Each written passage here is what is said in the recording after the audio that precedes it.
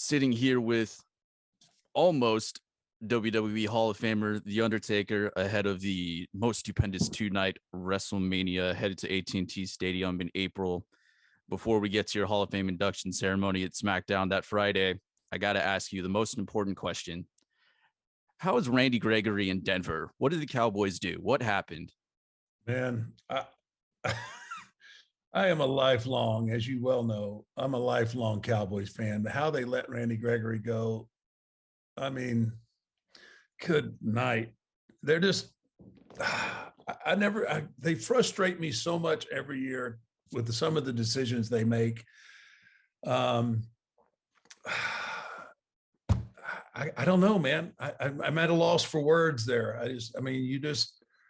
They're a piece away from what we've been waiting on since Troy was retired. It's like, oh my gosh.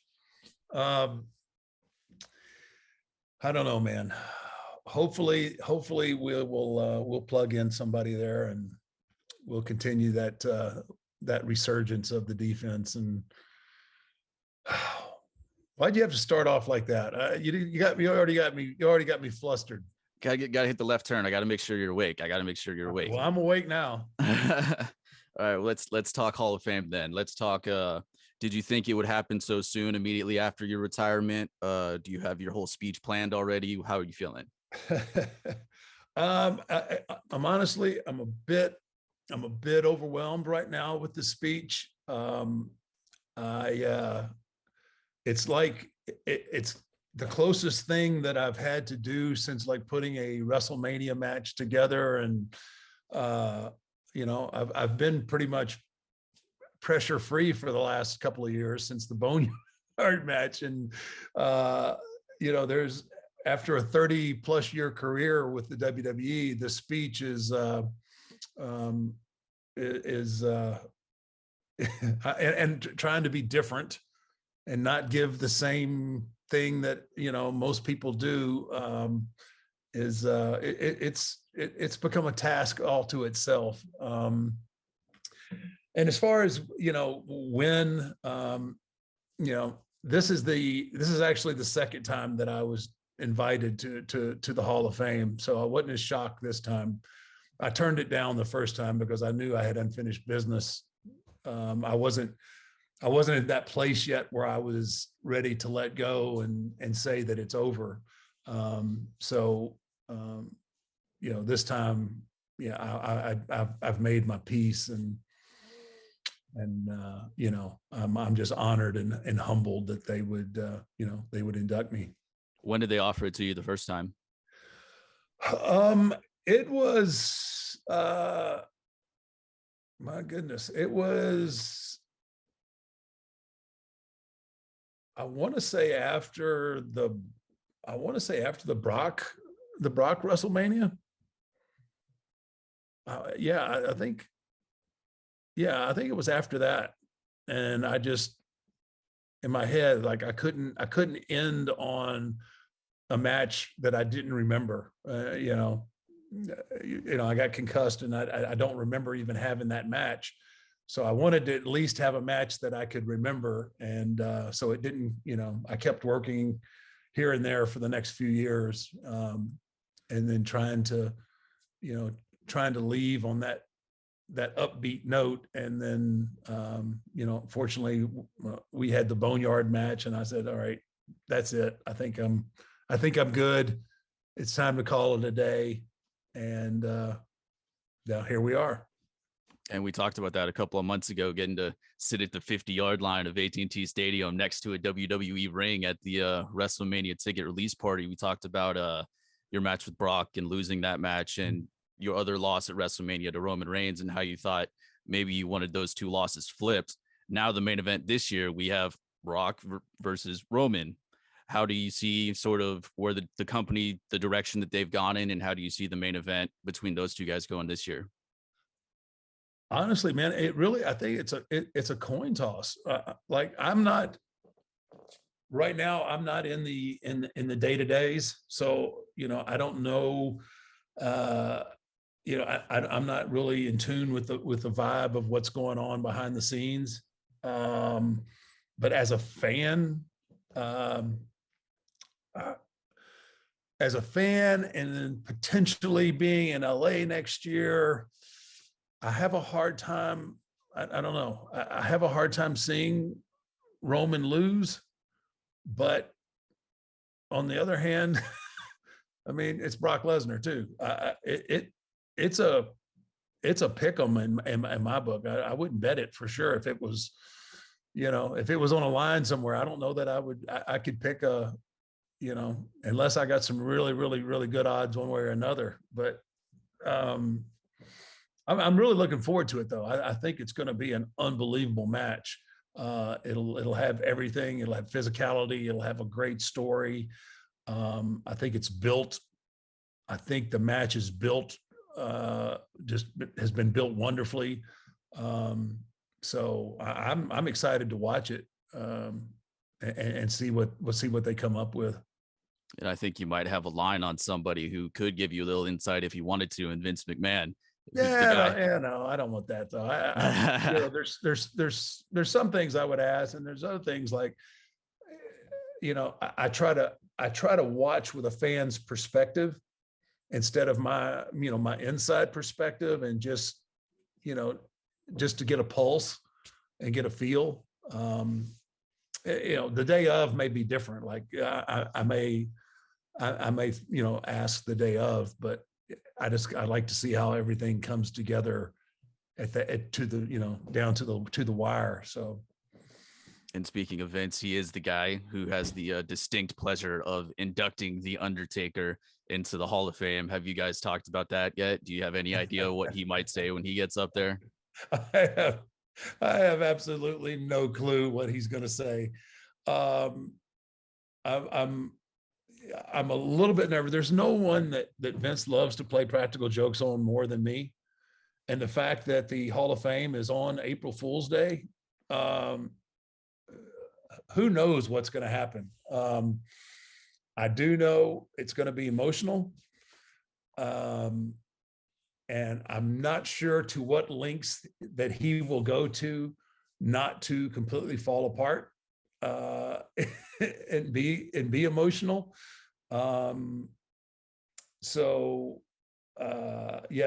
kind of what we've almost had radio silence here for the last few weeks after I asked him to induct me. I have no idea what to even begin to expect from him. Do you have any classic Vince prank stories? That something he pulled on you? Oh my gosh. What it must be like to be a billionaire, right? So I'm trying to think which coat it was. I had this coat made for WrestleMania. It was unbelievable. It was one of the hooded ones. I didn't wear the hat, so I wore the hooded one. The thing's got these huge spines on it. I mean, it was really one of the really, really cool coats that I had. At WrestleMania, I wore it. It came off perfectly, right? It just slipped right down off my back, and it was flawless. Thank goodness. A couple of months later, they were about to have the 700th episode of Raw, I think. And they called me and said, "Hey, will you come do the 700th episode of Raw? It'll be you and Kane against two guys. Just need you to go out there, pretty much crush them, do a little bit of Brothers of Destruction, and that's it." And I was like, "Sure, absolutely." So I said, "Well, I'm going to wear that coat again." I hadn't worn it since, so I'm going to wear that coat again. So our opponent, I don't remember who our opponents were, but they had made their entrance. Kane makes his entrance. I make my entrance. So as I go to take the coat off, the coat folds. So it basically gets stuck on my mitts, my MMA mitts, right? And the more I tug, like trying to get out of them, the tighter it gets. Like it's just, because the leather on this coat was really thick, and And so I can't get out of this coat, right? And it's live, it's Monday Night Raw, it's live TV. And so eventually they're shooting, they're shooting completely around me, as not to see me struggling with the coat. Finally, I had one of the ring crew guys grab from the bottom of the coat and end up jerking the coat off of me, right? So I get out of the coat. So we jump forward another couple of months up the road, and we were in San Antonio, Texas. It was going to be Shawn Michaels Appreciation Night. I live right up the road. They call me, hey, do you want to be part of Shawn Michaels Appreciation Night? I was like, well, of course I want to be part of it, right? They said, well, we want it to be a surprise. So when you get here, we're going to put you in a bus, and you'll stay in there until it's time to come out. We don't want Shawn to see you. Okay, I'm good. So I get there, and there's somebody there to greet me. I go on the tour bus, and I'm sitting on the tour bus, and I'm there, I don't know, maybe 2-3 hours. Finally, Michael Hayes comes out to the bus. He goes, Vince wants to rehearse. And I'm like, wait a minute. I thought this was supposed to be a surprise. And he goes, no, Vince wants to. So I'm blow a gasket. Like, oh, what's the point of me hiding? I've been in this bus for hours now. What's the point? Why am I, and so I'm all pissed off. And I said, no, I'm not coming out till later. You go tell Vince I'm staying on the bus. So he leaves. He comes back. I don't know. He comes back. He said, Vince wants to rehearse. So I'm like, I storm off the bus. I'm storming through the arena. I go through the stage where we come out on Raw or whatever. And as soon as I walk out on the stage, all of the talent are all setting up in the bleachers. This never happens, right? Everybody's kind of off, always doing their own thing. Everybody's up in the bleachers. No one is ringside other than Vince. And I walk out on the stage, and at that moment, I knew that I had been got. So the lights in the arena go dark. This is early in the day, right? There's no fans. There's nothing. Nobody's there. The arena goes dark. The Tron starts playing, right? So basically, it's the packages we play before a match. Sure. They give the history of that whatever match is about to go in the ring. So it's basically one of those, and it's like the Undertaker, and they go through my streak and all of this, and he couldn't be beat. He couldn't be beat. But this year's WrestleMania, it's the Undertaker versus the coat, right? So he's got me versus the coat, and then they're just playing like the whole time that I was trying to get out of the coat, they had another handheld filming me trying to get out of the coat. So they're playing that role. They're playing that video on the Tron. Now, all the talents out there, they're laughing, having a great time. Vince is so proud of himself that he got me to drive from Austin to San Antonio just so that he could rib me. So I'm just like, oh my gosh. And in true Undertaker Vince form, I take off after him. So here's this 70-year-old billionaire running through the arena, laughing uncontrollably, and I'm trying to catch up to him. And so I mean, he would do things like that. Just so I can only imagine what his mind is doing right now. It's like I'm gonna walk out that night looking over my shoulder, looking for anything that he could possibly do to me, to play some kind of practical joke on me. I don't put it past him one bit. And I know we're running a little short on time, but we have two other people in Euro Hall of Fame class announced, in Vader and Queen Charmel.